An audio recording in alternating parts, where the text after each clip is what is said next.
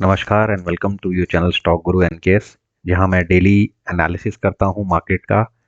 Index trading के related ये channel है जहां हम stock options, Bank Nifty options और निफ्टी ऑप्शंस के बारे में रोज एक लाइव स्ट्रीम के थ्रू आपसे जुड़ते हैं। और साथ ही साथ रोज रात को मैं एक एनालिसिस वीडियो जिसमें मैं बहुत ही ब्रीफली आज क्या हुआ और कल यानी कि प्रिडिक्शन के बारे में कि अगले दिन क्या हो सकता है उसके बारे में बताता हूँ। प्लीज़ चैनल को सब्सक्राइब करते रहिए और जुड़े रहिए इस चैनल के साथ। जेन्युइन चैनल है ट्रेडिंग कम्युनिटी के लिए। तो लेट्स स्टार्ट। आज का दिन कैसा रहा? सबसे पहले देखिए कि मार्केट, तो मार्केट का हाल कुछ इस तरह से सेक्टर वाइज परफॉर्मेंस में अगर आप देखिए तो पीएसयूज, आईटी और बैंक्स उन्होंने बहुत अच्छा काम किया था। बाद में ऑटो जो था और फार्मा ओवरऑल नीचे रहा। तो पहले इसकी बैकड्रॉप थोड़ा सा ऐसे देखेंगे कि बैंक निफ्टी और निफ्टी ने क्या किया एग्जैक्टली। तो कल मैंने हमेशा की तरह एक रेंज बताई थी और मार्केट की अनसर्टेनिटी के बारे में बोला था और एग्जैक्टली वैसे ही, बिकॉज कल आज जो न्यूज़ जिसके ऊपर मार्केट को प्ले करना था, एक था हाई इन्फ्लेशन डेटा, लेकिन दूसरी तरफ यूएस का डेटा बहुत अच्छा बता रहा था आईटी सेक्टर्स का स्पेशली। तो बैंक निफ्टी ने कल जो 41,282 पे क्लोजिंग की, आज वहां से तो इसने गैप अप ओपन की लगभग 150 पॉइंट के आसपास। और उसके बाद उसने लो भी एक बनाया नीचे का और हाई भी एक तगड़ा बनाया। तो हम ये समझने की कोशिश करेंगे कि बैंक निफ्टी में एग्जैक्टली क्या हुआ, राइट। तो ये था सिनेरियो बैंक निफ्टी का आपका, जिसमें आईसीआईसीआई बैंक और एचडीएफसी बैंक ने अहम जो है ना भूमिका निभाई इसको ऊपर ले जाने में। नीचे की तरफ प्रेशर था और ये प्रेशर इनिशियली पहले पीएसयू का ही था, क्योंकि शुरुआत में अडानी के शेयर्स नीचे ही दिख रहे थे। बाद में मार्केट ने अपना रिवर्सल दिया और उसके बाद ट्रेंड चेंज हुआ। तो क्या एग्जैक्टली हुआ कोशिश करता हूँ आपको समझाने की थ्रू द चार्ट्स। तो थोड़ा सा सिस्टम स्लो है अनफॉर्चुनेटली, जिस तरह से मुझे चाहिए वैसा नहीं आ रहा है। But any way, let me try and explain you, because मैंने जब सेट किया था तो इस तरह से नहीं था, वो उसमें दोनों ही चार्ट्स थे। तो लगभग पहले आ जाते हैं बैंक निफ्टी के 15 मिनट के चार्ट को मैंने लगाया आपके सामने। तो ये कुछ इस तरह से है। अब इस चार्ट को ध्यान से देखिए। पहले शुरुआत जो थी मार्केट की, अगर हम ध्यान से देख रहे हैं तो इसको यहाँ से हमको थोड़ा सा, मुझे अब ये थोड़ी सी प्रिपरेशन करनी पड़ी है अनफॉर्चुनेटली, बिकॉज सिस्टम हैंग हो गया था और जब तक मैंने वीडियो बनाया तो होता रहता है मार्केट। तो देखिए ये पहले 15 मिनट में आप देखिए गिरावट आई। उसके बाद बैंक निफ्टी ने एक सपोर्ट लिया 41,200 के आसपास का। अब आप ध्यान से देखिए यहाँ पर एक, तो यहाँ पर ये डोजी फॉर्मेशन हुई, लेकिन उससे ट्रेंड रिवर्सल का जो अंदेशा था वो हुआ नहीं। दो कैंडल्स के बाद से फिर से फिजल आउट हो गया मार्केट। तो यहाँ तक मार्केट बिल्कुल भी कुछ कर नहीं रहा था। तो लिटरली अगर आप देखिए पहली 15 मिनट की गिरावट को जिन लोगों ने कोशिश की लेने की, तो उनको कहीं ना कहीं यहाँ थोड़ा बहुत मुनाफा हुआ रहेगा। असली ट्रेंड चेंज कब होता है वो इम्पोर्टेंट है। देखिए इनके लेवल्स इम्पोर्टेंट थे बैंक निफ्टी के, जो थे 41,450 या उसके ऊपर का। ठीक है, अब आप देखिए एग्जैक्टली क्या हुआ, मार्केट ने क्या किया एग्जैक्टली। अगर आप देखिए मैं 15 मिनट के चार्ट पे आपको बताने की कोशिश करूंगा। जो ट्रेंड रिवर्सल भी हुआ आपका इन्हीं लेवल्स के आसपास हुआ। 41,500 पकड़ लीजिए, 41,460 के आसपास का इलाका देखिए, 460 470 के आसपास का इलाका देखिए। यहाँ से ही मार्केट ने जो है जो बदलाव किया वो ऑलमोस्ट 2 बजे के आसपास किया। नहीं तो अगर सुबह से आप देखिए मार्केट एक्चुअली आपको मौका दे ही नहीं रही थी। ये है एक्चुअल रियलिटी। बताने वाले बहुत कुछ बता सकते हैं, हमने ये किया वो किया। तो सोचना आपको 15 मिनट पे आपको ज़्यादा क्लैरिटी के साथ समझ में आ रहा है कि जब ये डे रेंज टूटने के बाद एक बड़ी कैंडल फॉर्मेशन हुई, तब तक 1:45 बज चुके थे और उसके बाद जो फिर इसने ये लेवल तोड़ा, तो कहीं ना कहीं उसने बैंक निफ्टी ने एक इम्पॉर्टेंट एरिया को ब्रेक किया आपने। और वो था 41,500, जहाँ बहुत अच्छा ओपन इंटरेस्ट होती है। यहाँ पे एक शॉर्ट कवरिंग मूव आया जिसने बैंक निफ्टी को वहां से एक अच्छी खासी अपसाइड दी और ये एक्चुअली आपका अर्निंग एरिया बना। तो पूरे दिन में अगर हम ध्यान से मार्केट को समझे तो दिन भर आपको कोई अपॉर्चुनिटी नहीं थी। अपॉर्चुनिटी क्रिएट हुई बहुत बाद में। तो अगर मैं बता सकूं, समवेयर यहाँ पर वॉज योर अर्निंग अपॉर्चुनिटीज। और इसमें आईसीआईसीआई बैंक, एचडीएफसी बैंक शुरू से ही साथ दे रहे थे। ओके, तो इसकी वजह से क्या आप देखिए पीसीआर भी बैंक निफ्टी का आप देखेंगे बहुत बढ़िया। एक के ऊपर का पीसीआर आप कोरिलेशंस प्लीज पहले समझ लीजिए। पीसीआर हाई एंड होना चाहिए, 1 के ऊपर होना चाहिए, 0.9 के ऊपर होना चाहिए, तो एनी डे वो एक बुलिश मूव का इंडिकेशन देता है। दूसरा, आपका जो विक्स है वो नीचे की तरफ होना चाहिए। आज विक्स नीचे की तरफ था और मार्केट ने लेट रिएक्शन करके उसको जस्टिफाई किया। विक्स जब ऊपर होगा तो मार्केट डाउन रहेगी, क्योंकि वो एक फियर इंडेक्स का सिनोनिम है। ओके, तो हमने देख लिया बैंक निफ्टी के केस में क्या हुआ एग्जैक्टली exactly, और किस तरह से स्विंग मार्केट ने पकड़ा। अब फटाफट मैं ब्रीफली ही सही निफ्टी का भी आपको बता दूंगा। तो निफ्टी का चार्ट खोलना पड़ेगा, जैसे कि मैंने कहा था मेरी प्रिपरेशन में निफ्टी का चार्ट एक्चुअली पहले से ही प्रिपेयर्ड था, but any way that's not important. Important is to make you understand my understanding about the market. तो देखिए ये निफ्टी के केस में भी वही चीज़ हुई है। आप ध्यान से देखिए निफ्टी के 15 मिनट के चार्ट पैटर्न में आपको समझाने की कोशिश कर रहा हूँ। पहली कैंडल्स तो नीचे की तरफ ही बनी थी, ये देखिए। उसके बाद पहली कैंडल 15 मिनट की कैंडल से कोई आइडिया नहीं आ रहा था, दूसरी कैंडल थोड़ा सा ऊपर गई, फिर तीसरी नीचे, तो करते कराते जब तक इसके जो मूव्स आए हैं उनको लग गया टाइम सेम। और वो क्या था लेवल, 18, 17, 860, ये एरिया जो है ये दरअसल 20 दिन का एक्सपोनेंशियल मूविंग एवरेज। तो मेरा तो यही कहना है कि 20 डे एक्सपोनेंशियल मूविंग एवरेज को आप ज़्यादा ट्रस्ट कर सकते हो। जब भी आपको एक प्ले आउट करना है, उसके बाद की कैंडल की क्लोजिंग देखनी है आपको, उस मूविंग एवरेज के ऊपर रहेगी जैसे कि यहाँ पर, तो आप एक बाई ट्रेड की सिनेरियो बना सकते हो। जैसे कि यहाँ पर अगर आपने एंट्री ली होती तो 17,880 से लेके मार्केट कहाँ तक गई है, 960 तक। तो ये आपका जो है, इफ आई मे से, is your earning potential, earning area, which is this one, and I will just try to frame it with a circle somewhere here। ये कुछ इस एरिया की बात कर रहा हूँ मैं।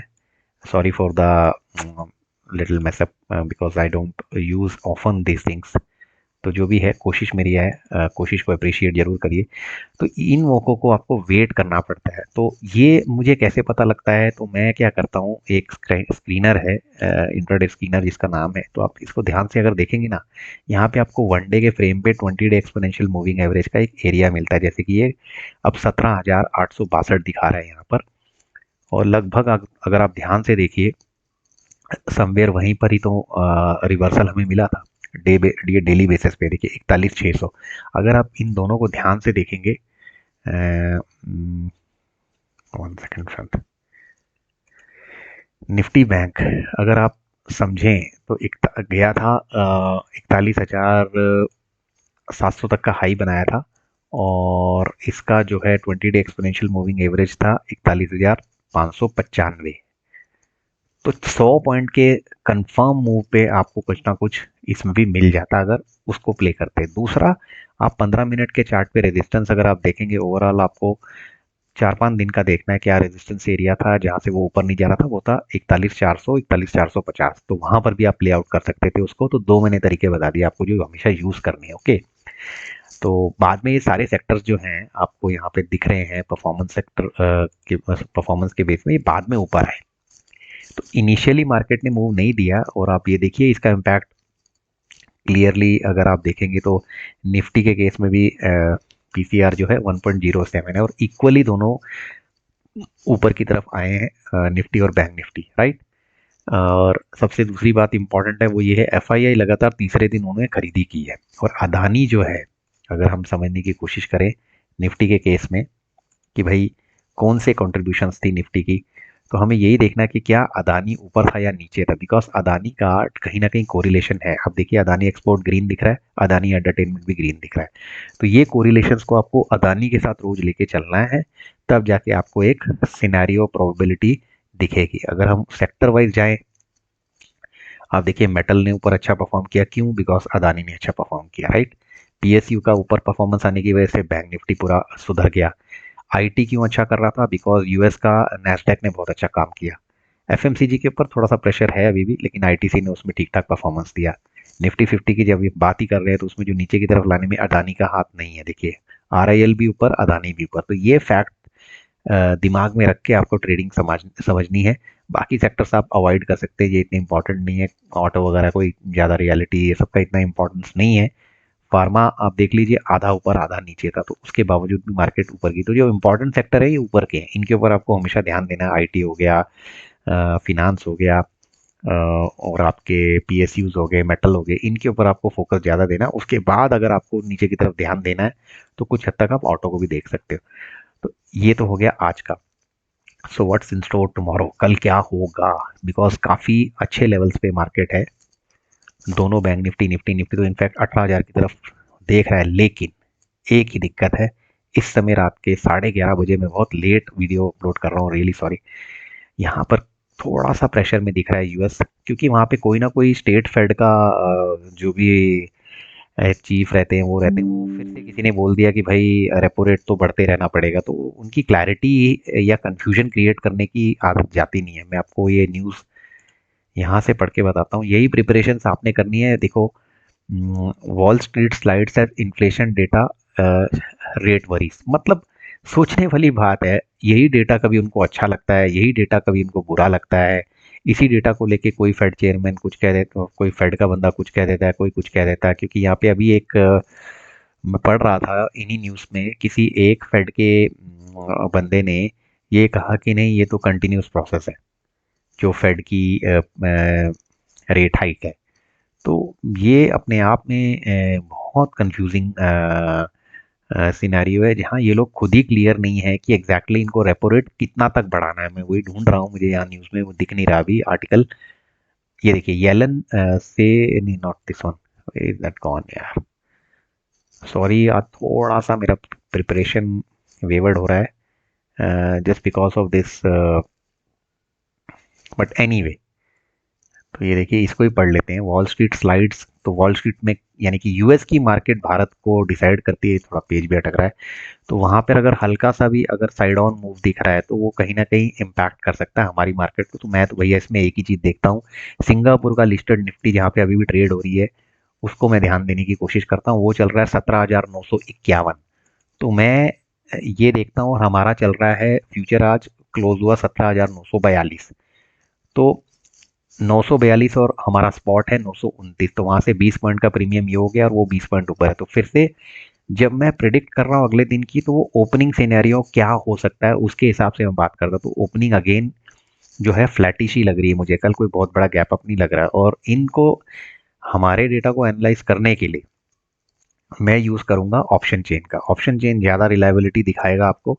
तो ऑप्शन चेन में हमको यही देखना है, जैसे कि मैं ओपन इंटरेस्ट का डेटा देख रहा हूँ, तो हम अभी निफ्टी में हैं 17,900 के ऊपर। क्लियरली हमें 18,000 के ऊपर एक हर्डल है, नीचे की तरफ हमारी 17,000 की सपोर्ट है। सिंपल, बहुत सिंपल करते हैं इसको, आज हम ज़्यादा दिमाग नहीं लगाएंगे। 17,800 नीचे, 18,000 सबसे ऊपर पॉसिबल है। इसी रेंज में मार्केट रहेगी इन केस ऑफ निफ्टी। अब आ जाते हैं बैंक निफ्टी।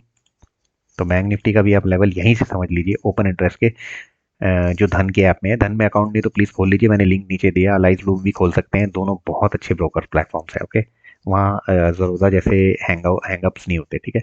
अब ये देखिए, ये मिडिल एरिया में हम लोग को 41,500 जो है वो कहीं ना कहीं एक सपोर्ट एरिया बनाएगा। अगर अदरवाइज वो टूटता है तो आपका पहला सपोर्ट हमेशा की तरह 41,450 ही रहेगा। ये बात याद रखिए कि 41,300, 41,400 ये एरिया आपको कहीं ना कहीं नीचे इससे ज़्यादा गिरने वाला नहीं है, बैंक निफ्टी भी। ओके, ऊपर की तरफ 42,000 बड़ा हर्डल है। अब अगर इनको और डेप्थ में देखना है तो भाई आप ये देख सकते हैं, जैसे यहाँ बैंक निफ्टी के केस में ऑप्शन चेन को खोलते हो तो वहाँ पे आपको ओपन इंटरेस्ट के रूप में समझना पड़ेगा कि 27 लैक्स का वहाँ पे एक हर्डल है जो रेजिस्टेंस का काम कर रहा है 42,000 पे। तो वो इतना आसान नहीं होगा तोड़ना। कल है बुधवार और परसों है एक्सपायरी। ओके, सिमिलरली अगर आपको चाहिए तो निफ्टी का देखना है, तो निफ्टी की एडवांस ऑप्शन चेन जो धन में है वहाँ पे आपको जाना पड़ेगा, या आपके पास जो भी है आपका ब्रोकर प्लेटफॉर्म, वहाँ पे आप ढूंढिए, वहाँ पे एडवांस ऑप्शन चेन या ऑप्शन चेन खोलिए। अगर वो खुलती है तो उस पर आपको समझ में आएगा कि कहाँ कहाँ ओपन इंटरेस्ट बिल्डअप है। यहाँ 68 लाख है 18,000 पे, और 17,800 पे है लगभग 1 करोड़ के आसपास। तो रेंज मैंने बता दी है, आप वापस उसको समझ लीजिए। निफ्टी और बैंक निफ्टी दोनों की, निफ्टी की मैंने बोला ही है आपके लिए इंपॉर्टेंट है 17,800 से लेके 18,000 का दायरा। आप ऊपर की तरफ खुले हैं तो कल फ्लैट ओपन होने के चांसेस दिख रहे हैं मुझे।